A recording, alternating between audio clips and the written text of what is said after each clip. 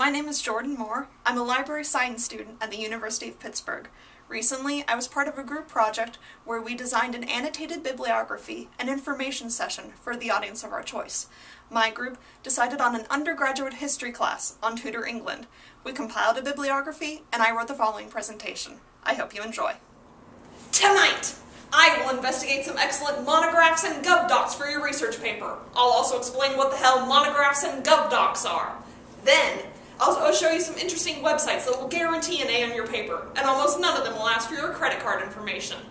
Finally, the compelling story of an undergraduate history class that was tricked by their campus librarian into listening about their university's journal collection. More on this, or I won't give you the antidote. This is the Library Report.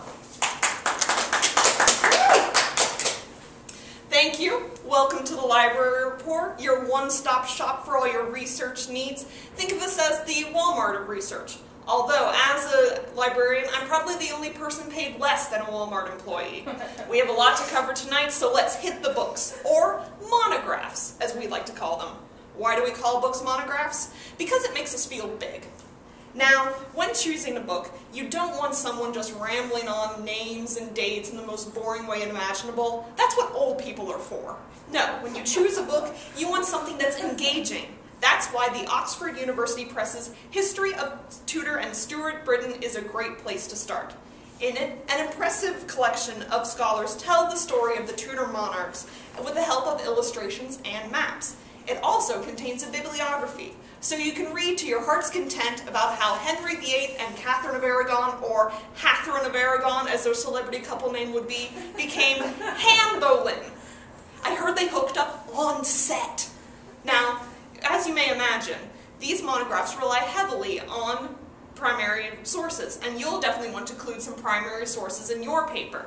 A great place to look for these is government documents, or GovDocs. These are just what they sound like, documents published by a government for their public. As a side note, because of GovDocs, the USA government is the largest publishing body in the world today. USA! Although when it comes to documents on Tudor England, England does kind of have us beat, but that's only because we didn't exist as a country yet. Now, to learn about the different types of GovDocs available to you, and a bit on their history, take a look at the University of Southampton, the Fighting Dolphins.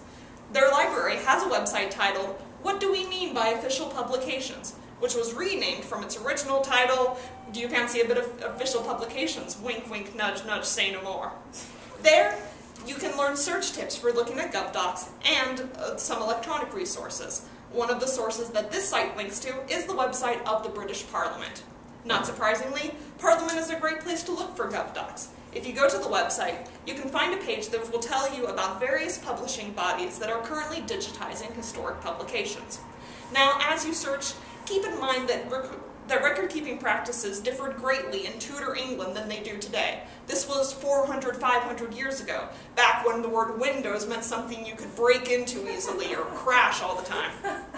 Anyway, finding GovDocs and interpreting them once you do can prove tricky, so it's good to keep the explanations handy when you search. This will make the Calendar of State Papers Domestic from 1547 to 1580, or CAUSPA 154780 for short, as easy to read as C-Spot Run. Now, let's talk about journals, or as we like to call them in the library, bun-sized books. Journals and books have a sort of symbiotic relationship. Books cite journals. Journals publish book reviews, hopefully favorable ones. It's a you scratched my back, I won't call you a monkey at a typewriter sort of scenario. One helpful journal is the 16th Century Journal, put out by the Foundation of Reformation Research. Subject matters in this journal are on a wide range, from historic to literary content. It also contains book reviews, so from these reviews, you can find helpful books. And from these books, you can find more journals, and so on until you've researched so long you forget what sunlight is. Now, if you want to access these journals electronically, you're going to need to know some databases that house them. One of the most popular databases is, of course, JSTOR. It provides full-text access to a huge amount of journals. In fact, due to the sheer amount of information available to you, the trickiest part is making your search narrow enough that you don't get caught under an article avalanche. To do this, use the Advanced Search feature to narrow your search by keyword, subject, and source type. A reminder about databases, though. If you're trying to use them from off campus, make sure you log in remotely from the library's homepage before you do, or else you won't be able to access them, because all your database belong to us. Now, there are free websites available to you at any time. Finding authoritative ones can prove a little tricky. Word to the wise, someone pretending to be Henry VIII on Twitter is probably lying, no matter how many times they text about what they're eating. And if you Google the Tudors, you're just as likely to get a bunch of hot young British actors performing softcore bodice ripping. And who wants to see that? But there are useful websites out there. One of them is tudorhistory.org. This offers both brief and in-depth articles about people, places, and events of Tudor England, as well as a helpful bibliography of print material. You know, I've been talking a lot about bibliographies, and you guys are probably sick of them. So here's another one. Every year, the Royal Historical Society prints the annual bibliography of British and Irish history, which provides a list of all publications on British and Irish history released during that year. And, as with monographs and journals, bibliographies that contain resources and resources that have their own bibliographies allow for a fun cycle of endless research. Speaking of fun, indexes. What's better than a good index? The answer, a great index. And that would be John Bayle's Index of British and Other Writers, or Index Britanniae Scriptorium, as it would appear in the original Latin. And there's a lot of Latin going on in here, as in, it's written in Latin. Now, before you throw up your hands and shout, quid prodest, don't worry, there's English footnotes. But if you want to know what these fun guys are talking about, you're probably going to need some good dictionaries. Now, we're not talking about regular dictionaries you used in grade school to look up dirty words. We're talking about academic dictionaries, which allow you to familiarize yourself with your subject of research, and look up some really filthy words. There are plenty of historic dictionaries relevant to the Tudor period, but the granddaddy of all dictionaries is the Oxford English Dictionary. It has just about every word that's ever appeared in the English language, including all its spellings and definitions throughout history. Now, for years, I've been down with OED, yeah, you know me, but the print in the text is so small that they honest to God come with their own magnifying glass. Now, lucky for you, the library subscribes to the online version of the OED. Just type in a word and you can let the etymological good times roll. Etymological, look it up. Now, finally, encyclopedias. I'm not going to promise that there's an encyclopedia of Tudor England, except that there is totally an encyclopedia of Tudor England. It's called Tudor England, an encyclopedia.